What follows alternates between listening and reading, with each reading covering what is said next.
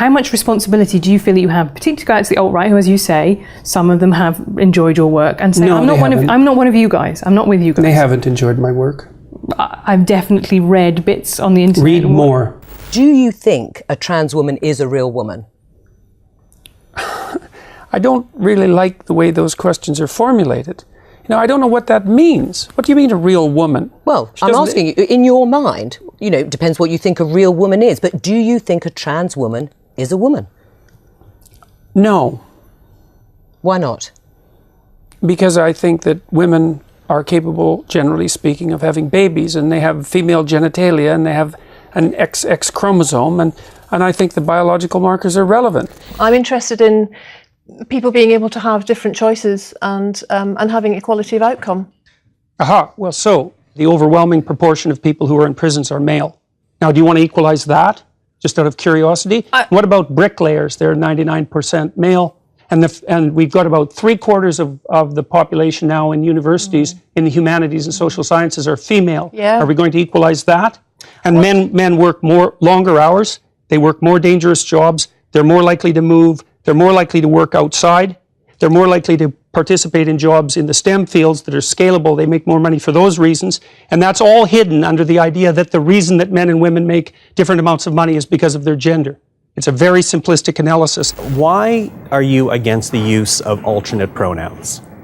I'm against the use of legislation to determine what words that myself and other people are required to utter.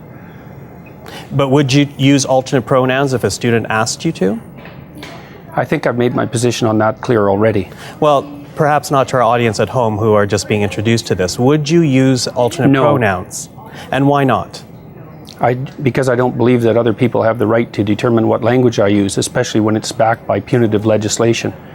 And when the words that are being required are the constructions, they're artificial constructions of people I regard as radical ideologues whose viewpoint I do not share. Until women got full legal rights, they could own property for themselves, they could work. Essentially, they were owned. They were first owned by their fathers and then by their husbands. Status to the domination by men. Yeah. You already said that you thought that what emancipated women primarily in the 20th century was technological revolution. No, not primarily, but that's one of two. I think that's two things. It's not primarily, eh? No, you don't think the pill was a primary force in the emancipation of women? I think or the invention of tampons, let's say, or the provision of proper sanitary facilities, toilets, and that sort of thing. You're thinking instead it was the action of courageous feminists in the 1920s that produced a social revolution that overthrew the patriarchy. That's your theory. Yeah, I think that's a foolish theory.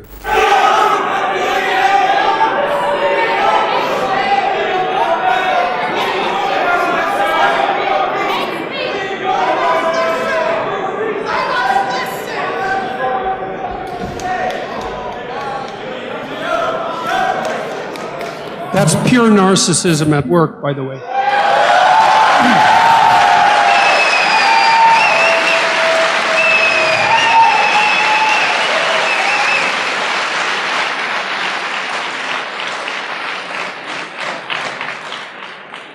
To hijack an event like this that other people put time and effort into, and to use their civility of the crowd and the civility of the organizers as an excuse to blatantly yell out your ill-informed opinions is no way to conduct a civil dialogue. It's absolutely appalling. The people who do that should be embarrassed. My idea of the patriarchy is a system of male dominance of society. Yeah, but that's not my sense of the patriarchy. So what's yours? Well, in what sense is our society male-dominated? The fact that the vast majority of wealth is owned by men, the vast majority of capital is owned by men. Women do more unpaid labour. A very tiny proportion of men, and a huge proportion of people who are seriously disaffected are men. Most people in prison are men. Most people who are on the street are men. Most victims of violent crime are men. Most people who commit suicide are men. Most people who die in wars are men. People who do worse in school are men. It's like, where's the dominance here precisely?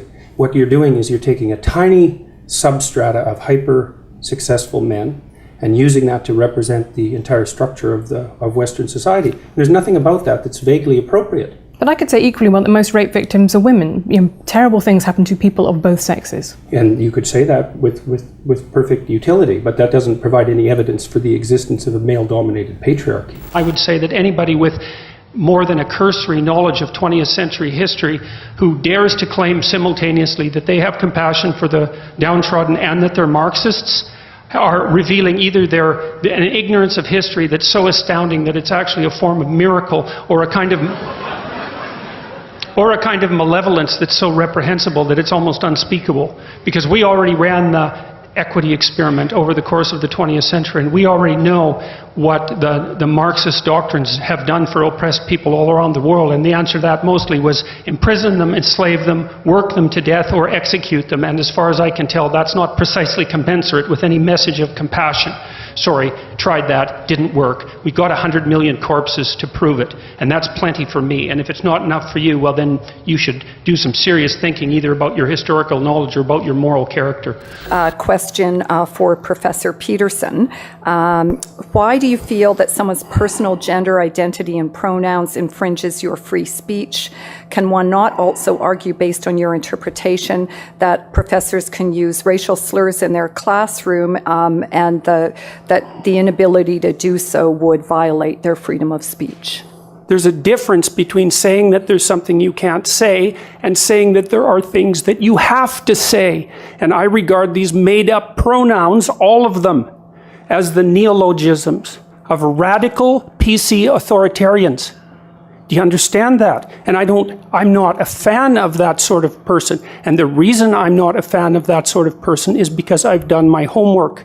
I've read everything I can get my hands on in the development of authoritarian political systems, and I know the literature inside out and backwards.